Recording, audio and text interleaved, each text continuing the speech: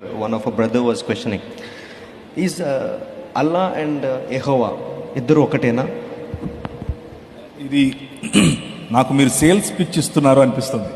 ఎందుకు అంటే ఈ టాపిక్ మీద కూడా నేను ఇంకో పుస్తకం రాశాను. ఇది నేను ముందే చెప్పలేదు ఆయనకు, ఇవన్నీ నన్ను అడగండి, నేను నా పుస్తకాలు అమ్ముకుంటానని. Please don't get me wrong, అది కాదు నా ఉద్దేశం. I wrote another book, Jehovah Allah ఒకరేనా అన్న పుస్తకం రాశాను.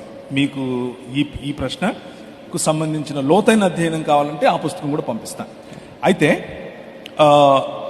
నేను 2001 నుంచి ముస్లింల మధ్య పనిచేస్తూ వచ్చాను. చాలా మా నాన్నగారు ముస్లిం, మా అమ్మ క్యాథలిక్ క్రిస్టియన్. నన్ను ఎప్పుడు ముస్లింగా పెంచలేదు, నేనెప్పుడు క్రిస్టియన్గా కూడా పెరగలేదు. క్యాథలిక్ చర్చిలకు వెళ్ళాము, అక్కడే పేర్లు పెట్టారు.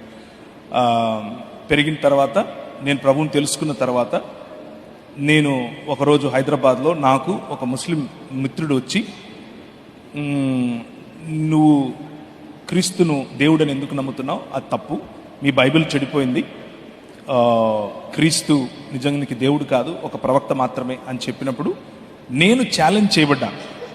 I took it as a challenge to study and I studied, రిగరస్గా చదివాను.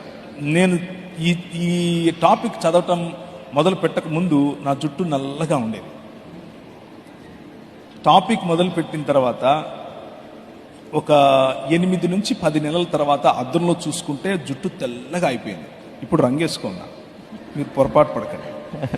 అది కూడా అంటే మా పాప, నువ్వు రంగేసుకో లేకపోతే నిన్ను తాత అని పిలవాల్సి వస్తుంది అని చెప్తే వేసుకున్నా. సో ఏం చెప్తున్నాను నేనంటే, నేను కష్టపడి చదివిన తర్వాత నా రీసెర్చ్లో నాకు తేలింది ఏంటి అని అంటే, నేను చేసిన రీసెర్చ్లో మీ అబ్రహాము మా ఇబ్రాహీం ఒకటే, మీ సారమ్మ మా సారమ్మ ఒకటే, మీ యేసు మా ఈసా ఒకటే. ఇదంతా బూటకం మాట, ఇదంతా తప్పు. వాళ్ళు ఇస్మాయిల్ పిల్లలు, వీళ్ళు ఇసాకు పిల్లలు. Absolute wrong. అల్లాహకు బైబిల్లో ఉన్నటువంటి యెహోవాకు సంబంధమే లేదు. అల్లాహ్ వేరొక భావజాలానికి సంబంధించినటువంటి దేవుడు.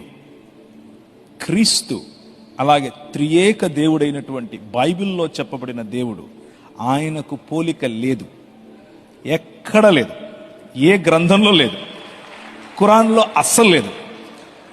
ఖురాన్ అలాగే హదీసులు, అలాగే సిరా అంటే ముహమ్మద్ గారి యొక్క బయోగ్రఫీ,